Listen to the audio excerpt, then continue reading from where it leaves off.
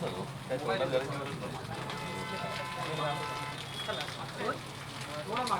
आज महाराष्ट्राच्या मुंबईच्या विशेष महत्त्वाचा कार्यक्रम पार पडतो. बीडीडीतले जे रहिवासी आहेत ते आज त्यांच्या घराच्या चाव्या त्यांना मिळत आहेत. वर्षानुवर्ष 120 चौरस फुटाच्या घरात राहिलेले लोक आता 2 BHK फ्लॅटमध्ये जात आहेत 500 चौरस फुटात. खूप चांगली गोष्ट आहे.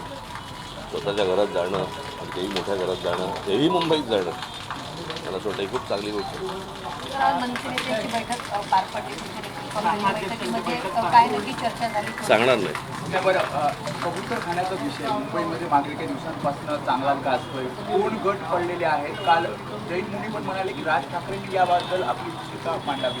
खरंच कबूतर खाणे. मी तुम्हाला एक गोष्ट सांगतो. मुळात पहिल्यांदा 2 वेगळ्या गोष्टी आहेत.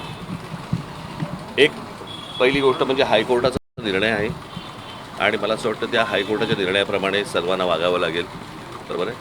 आणि त्याप्रमाणे मला असं वाटतं जैन मुनींनी ह्या गोष्टींचा विचार करणं गरजेचं आहे. त्या हायकोर्टाने कुठच्याही प्रकारची त्यांनी बंदी घातलेली आहे, तर त्या प्रकारे ती गोष्ट आपण केली पाहिजे असं मला असं वाटतं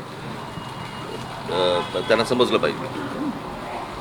2 कबुतरांमुळे काय काय प्रकारचे रोग होऊ शकतात हे मला असं वाटतं आता बहुतेक डॉक्टरांनी सगळ्यांनी सांगितलेलं आहे की त्याच्यामुळे काय काय प्रकारच्या गोष्टी होतात. ते त्यांना खायला घालू नये याच्यासाठी म्हणून जे हायकोर्टाने सांगितलं त्याच्यानंतर जर समजा खायला घालत असतील तर मला असं वाटतं की त्याच्यावरती पोलिसांनी कारवाई करणं गरजेचं आहे. जर हायकोर्टाचा निर्णय तसा आहे की त्यांना खायला घालू नका, त्याच्यानंतर जर समजा उगाच धर्माच्या नावाखाली जर समजा तुम्ही खायला घालत असाल तर ते अत्यंत चुकीचं आहे.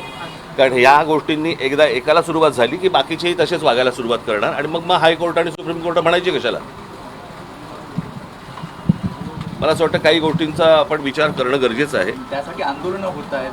त्याच्यासाठी जे आंदोलन होत आहेत त्यांच्याकडनं पण झालं आंदोलन. त्याच्यानंतर मराठी आपल्या लोकांनी तरी पण समजून केलं. ज्या वेळेला त्यांच्याकडनं आंदोलन झालं त्यावेळेला पोलिसांनी कारवाई करायला पाहिजे होती, जी कारवाई झाली नाही. आणि हे सगळे हे लोढाबिडासारखी जी माणसं मध्ये येत आहेत, कळलं का. लोढा मंत्री आहेत, कुठच्या समाजाचे मंत्री नाही आहेत ते. त्यांनी मला असं वाटतं की महाराष्ट्राचा आणि कोर्टाचा नीट मान राखला पाहिजे. आणि ज्या लोकांनी काय ते काय सूर्या बिर्या काय आणल्या असतील, मला असं वाटतं पोलिसांनी त्यांच्यावरती ही कारवाई केली पाहिजे.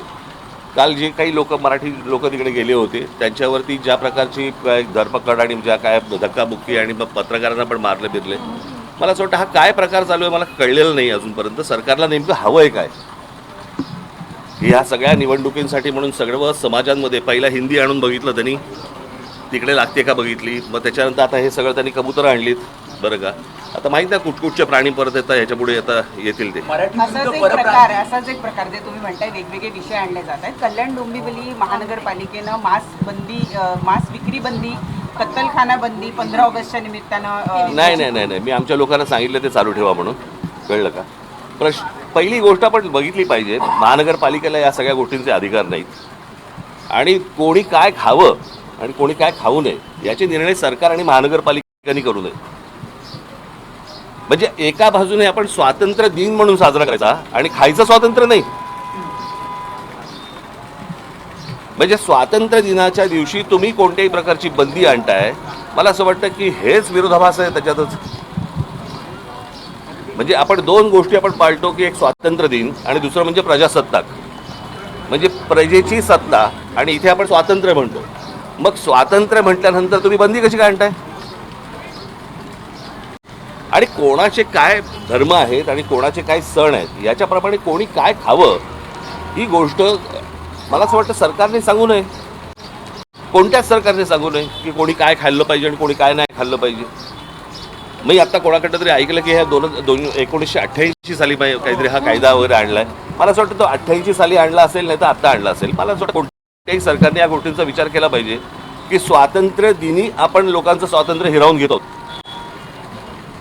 हे कोणता स्वातंत्र्य दिन. हे मी 16-17 पासून बोलतोय तेव्हा नाही, मग 16-17 सालापासून मी बोलतोय ना.